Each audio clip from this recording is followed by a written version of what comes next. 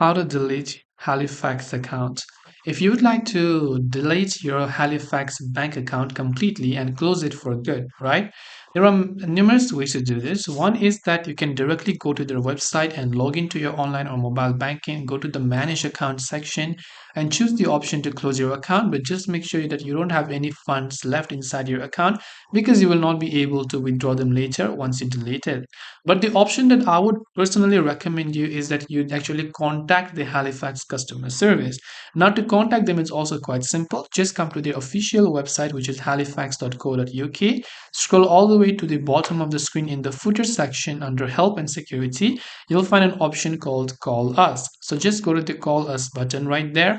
And once you have done that, under Common Call Topics, you can just select this option called Update Your Account Details.